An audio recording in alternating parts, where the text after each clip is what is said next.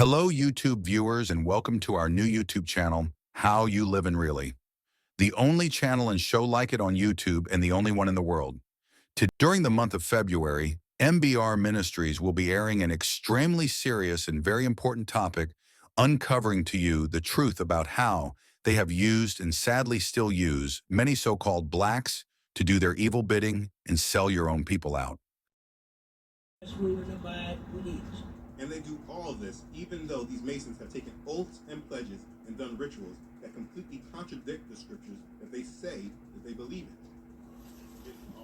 in. Looking for someone to just say Jesus and say that they believe in him and sing some songs, you can easily be deceived. You see, in the South, initially slaves were not allowed to hold any religious service on their own. Religious services were either held by some members of the master's household or they were done in secret, controlling what they knew or remembered from past generations. When slaves did become allowed to hold independent religious service, this became their first taste of freedom and independent thought, except the false seeds were already planted in them by this time. The church really served as a guide for moral conduct and control for blacks. The seeds of deep loyalty to the church, not yall, but the church, were sown very early within the black community. Folk songs and Negro spirituals were the method by which the slaves attempted to find meaning for their lives, and at the same time escape their horrible existence.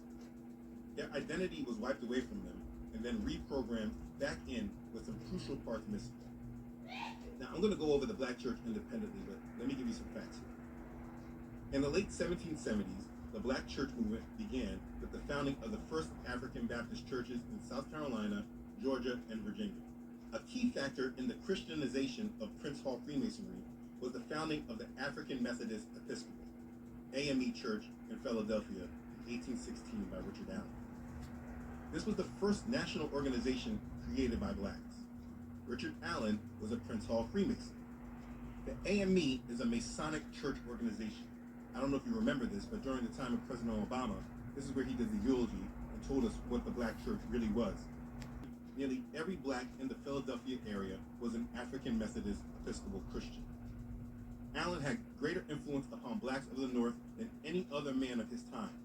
And of course, Prince Hall Freemasonry had a great influence on the growth and development of the AME Church. The black church in America has always been infiltrated by Masons, so there's no coincidence how over time the faith and truth has never really been presented.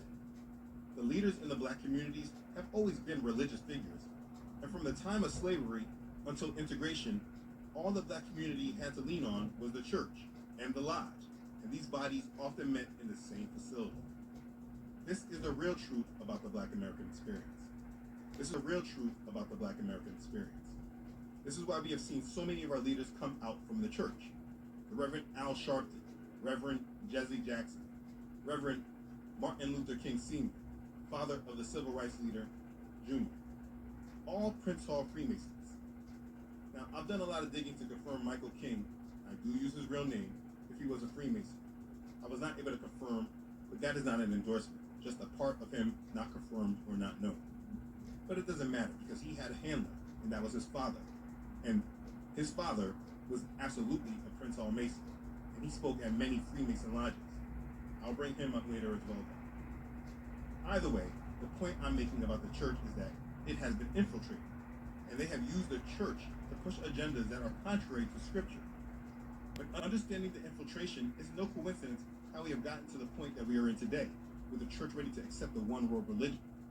They have slowly mixed their Masonic teachings in with the church and have diluted Yah's word so that the faith today is unrecognizable to the masses. Now, don't get me wrong, the blame is not completely on the Masons, but you can definitely see how their influence has manifested and brought confusion and rebellion towards the Most High.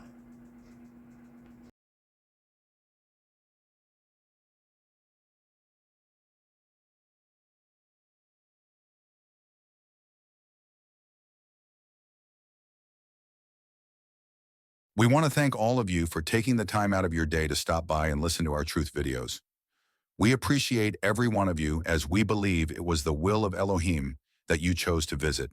If any of you need real help and support, counsel, real guidance, you got questions, can use prayer, or just want to talk, Feel free to contact MBR Ministries at mbrministries@gmail.com. How You Livin' Really is a global ministry outreach initiative of MBR Ministries. All rights reserved.